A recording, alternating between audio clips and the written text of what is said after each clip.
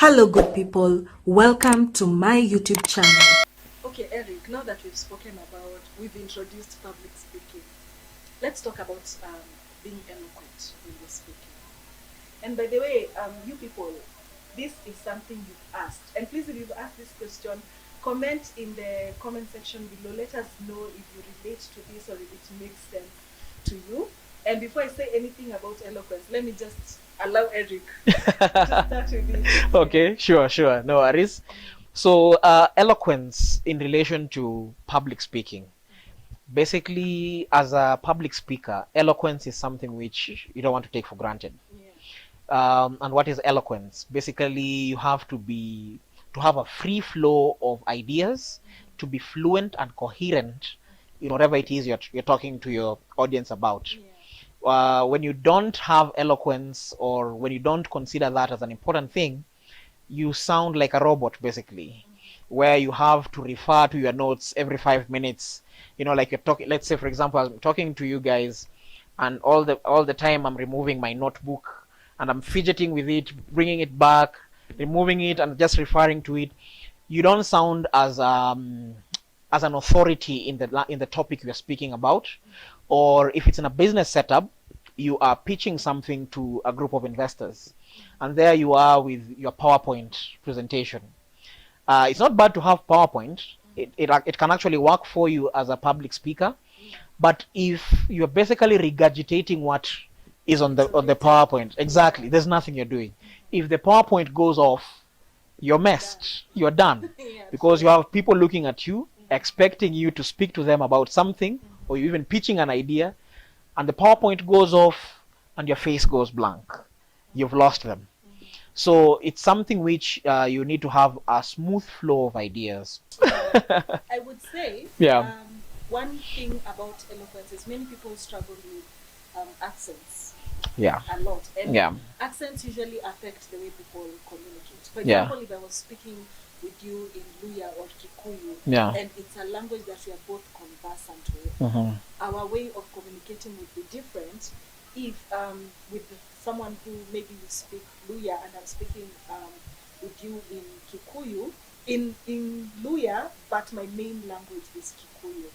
I'd be very self-conscious of my accent. I'll be very self-conscious of my diction, how I'm pronouncing words, how I'm saying things like that. So my eloquence will be completely altered with it. True. Yes, which leads me to this question. People with accents.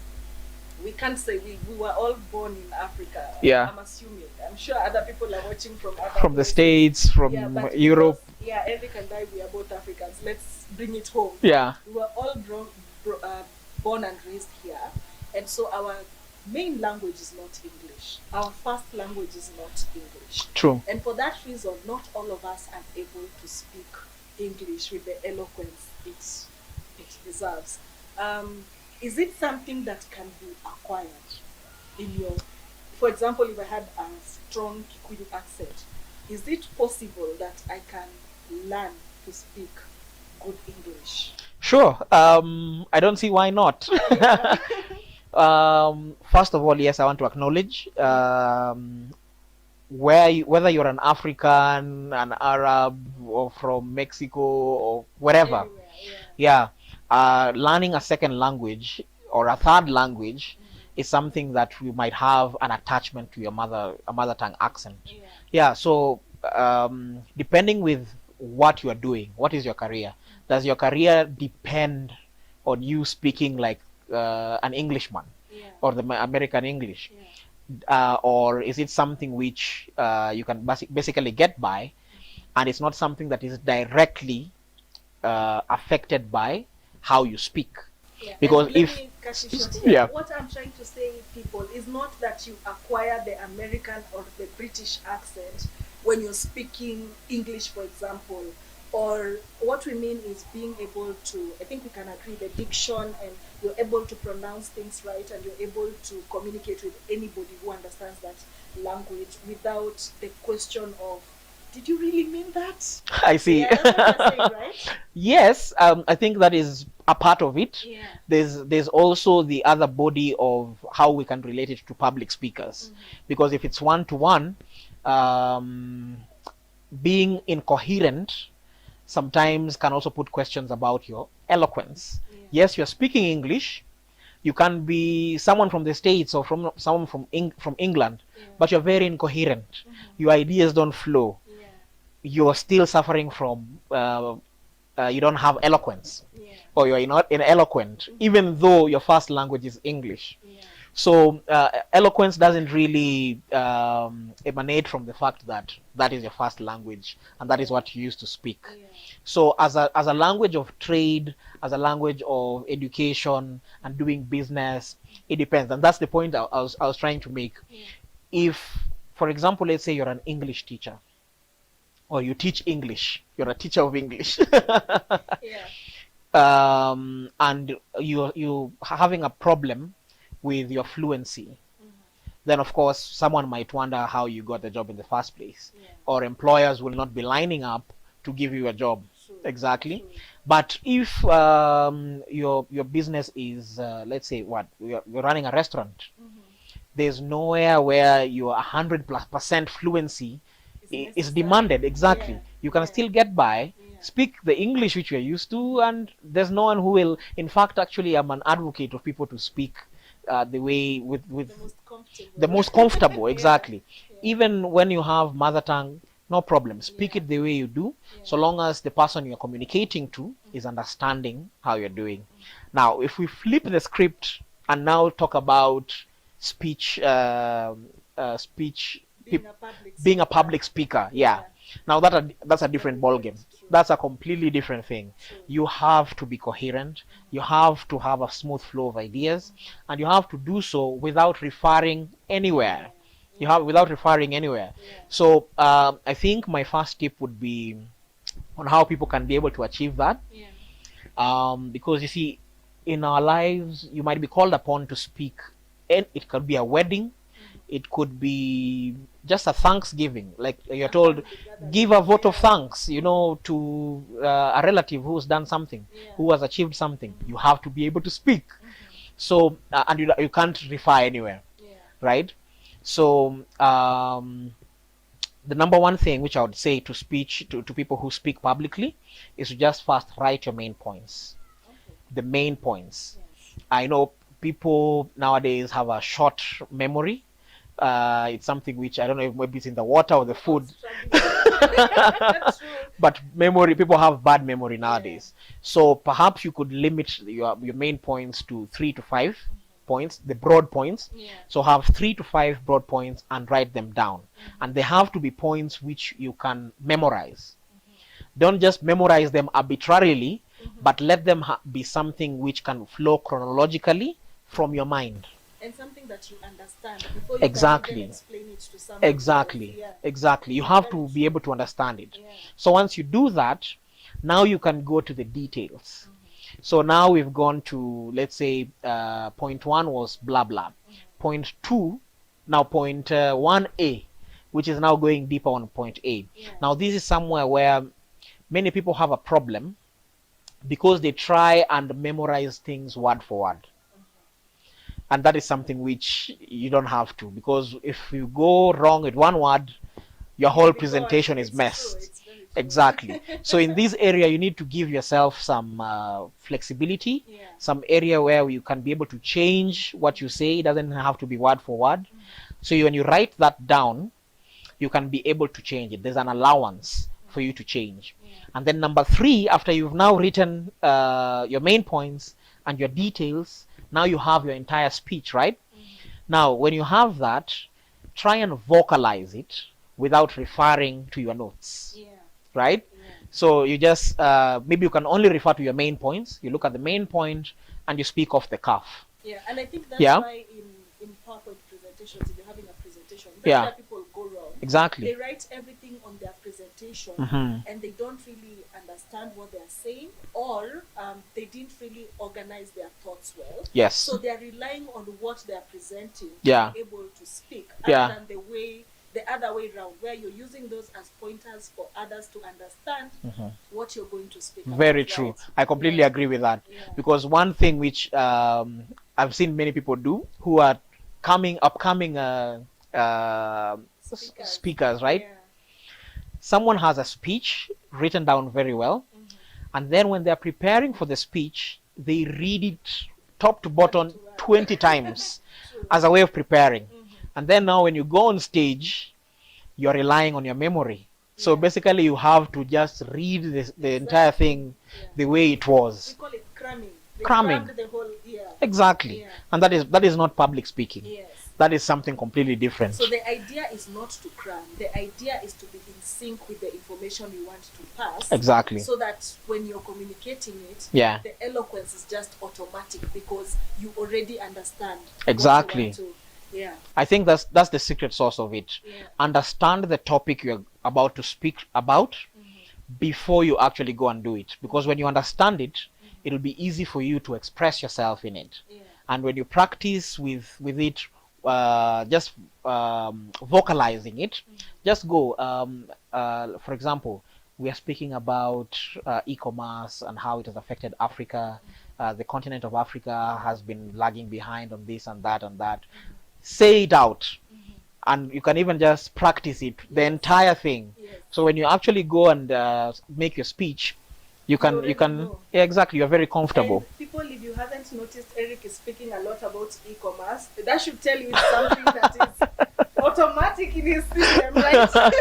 It's already there, so it's easy for you to give examples. It is, exactly. We have an example within an example. It's like Inception, Yes. Different stages. Very true. Yes. Now let's speak about accents. Okay. Within the eloquence scope. Is it possible to drop an accent? And I don't mean only in English. Personally, I'm a product of two different tribes, which means my accent or my diction in my mother tongue is influenced in one way or another. So they're not just speaking about English. If I wanted to communicate in a specific language and I have an accent, is it possible to shade the accent? Is it possible to practice your speaking skills to a point where you can say, now I'm speaking this language. I'm a changed person. Yes. Is it doable? Yes, I think it is. There is a lot of evidence. If you go online, there are very many courses whereby people have invested, researched, and come up with these courses to teach people to correct their diction, to correct their pronunciation. And it takes a lot of work. It's not like a plug and play system. It's something which you have to work. You don't just you spend $1,000 on a course and expect because you spent the money, then you have to, so you have to put in the work. You have to practice it daily in your normal conversations with a friend, with a colleague, with your spouse. Practice makes perfect. It's cliche, I know, but it's cliche for a reason because it works, right? So practice, it's all about practice. So once you've gone through the courses, and there are very good ones where people, they give you the actual words to practice. There are words which are harder to pronounce than others. So given they have done this whole research, they provide you with all of those, and then they also show you how to pronounce them with examples. So I believe it's possible. It's something which is doable. You can teach anyone anything so long as their mind is fixed on it. And I think we can give a good example in our time. I don't know about now, but in school we used to study French. Yes. And there are people who speak very good French here from the studying we did back in school. So I think it's possible to be able to learn. And another thing is being able to infuse this in your daily life. There are things sometimes you want to practice in secret so that you just come out and you're shining. You're perfect. But I think the best way to practice this is actually speaking to people who are eloquent in whatever tribe you want to perfect your speaking skills in. So that you learn from the people you're working with. When I was in high school, for example, I used to use the word misuse the word lose a lot. And I had a friend, she's now a doctor, she used to tell me, it's lose, it's loss. It's loss, it's not lose. Stop using that. And I used to get very irritated. I used to tell her, isi lugha yetu. Yeah. But as I grew older, this was very conscious in my mind. Yeah. Now when I'm using lose and loss, yeah, I am very cautious. Yeah, I'm very cautious Yeah. because someone has been calling me out for it. So I feel like if people are able to speak with other people, yeah, and take that criticism, it will hurt for a bit. That's a very important part. Yeah. Because even in my house growing up, I would sometimes correct my brother on something, and he would be like, whatever. You know, that's something many people are used to. Yeah. You probably tell him, it's not supposed to be said that way. Just say it this way. It's the correct way. And they're like, whatever. So it's something, it's something which people are used to, and it's become a culture. It needs to be shunned. That when you speak good English, or when you speak any language for that matter, when you speak it well, then you're laughed at because you're looked down upon, or you are taunted because you speak it well. And the people who speak it badly are the ones who are now looking down upon you. Exactly. How do we say it? Like, unajifanya unajua hiyo lugha. You know, there's that kind of language when you're being very clear about your standards in terms of how you speak. Yeah. I think it's really important. I think the last thing I could say on it with regards to public speakers, right? It's not bad if you memorize your first and your last sentence, right? Even on your YouTube channel, even in mine, your first and your last sentence need to be they need to be on point. They need to be very captivating. So there's no problem with you having it nailed, and you go through your entire speech, and the last one, which could be, if you'd like, from my channel, for example, if you'd like some better understanding of Africa, please hit the like button, subscribe to get notified every time we post. Thank you so much for watching. I'll see you next time. So that's something which I say now every time, and it's standard, you know. And those words were carefully selected. So the first and the last sentences, that's something you can memorize without having any problems with it. So yeah. So even when people are relating with you, they know when you open your mouth, this is what you will say. Yes. It's very true. Yeah. Voice command is a very critical part in speaking, right? Because how you speak will determine how people react to what you say. You might see the likes of PLO Lumumba, and people want to really copy not only the words he speaks, but how he does it. And many YouTubers struggle with this. At the beginning of your episode, you know, you don't want to lose people. You want people to stay on for the entire episode. So people try and speak very fast, and their intonation gets to go high, so that you keep people interested to watch the whole thing.